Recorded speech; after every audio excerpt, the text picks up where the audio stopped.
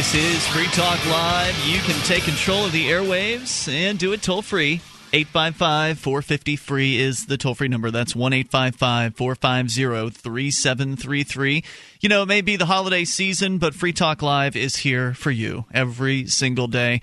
I'm intending to be live on Christmas Eve and Christmas Day, presuming that our lovely board ops will be willing to come in, and normally I give them a cash bonus for doing so.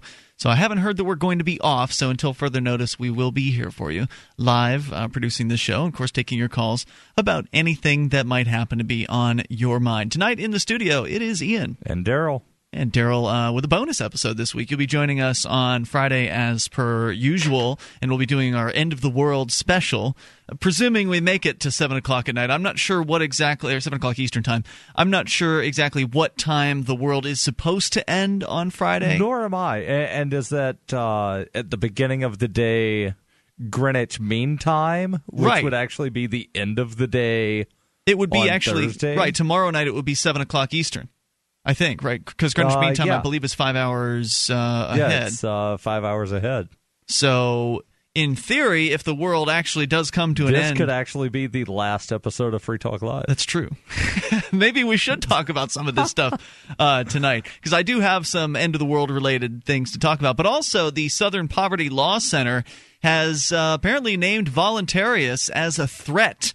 I'm not sure to what, but we can get into that. They've got this list of bad people that they, put out every single year. They claim that the voluntarists are the cousins to the Patriot movement. The Patriot movement, which we could talk more about here in a little bit. Of course, we'll take your calls about anything you want. Let's go to the phones first and talk to Benjamin, listening to LRN.FM in Northern California. Hello, Benjamin. Hello. Hey, what's on your mind tonight?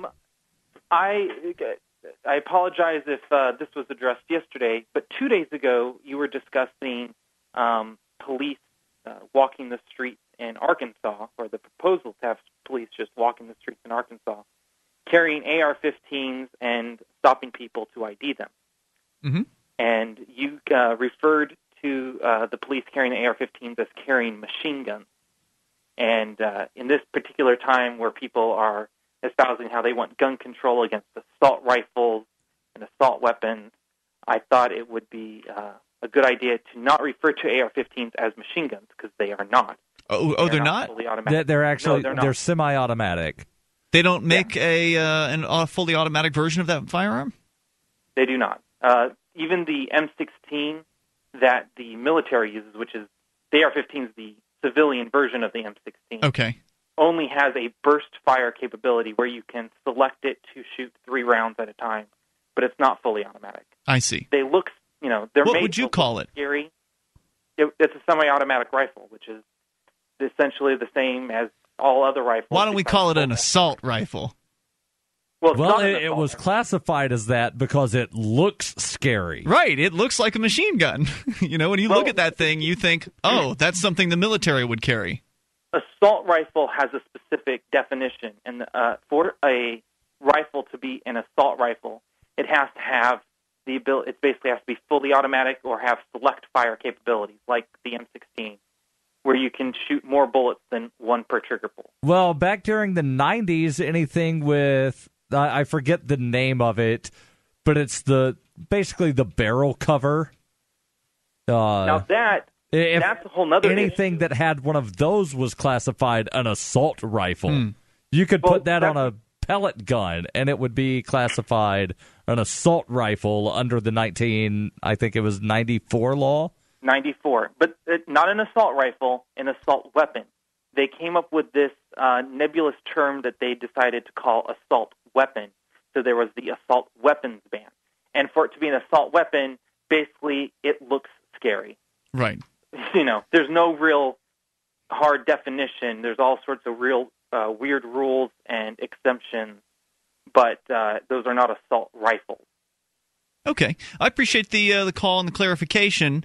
Either way, the police are going to be carrying something that looks very intimidating on the streets. And it seems completely unnecessary to be carrying streets. But can I make one more quick point? Sure. Okay. So a lot of people will be meeting with friends and family during the holidays, and gun control will be an issue, especially with the school shooting that just happened.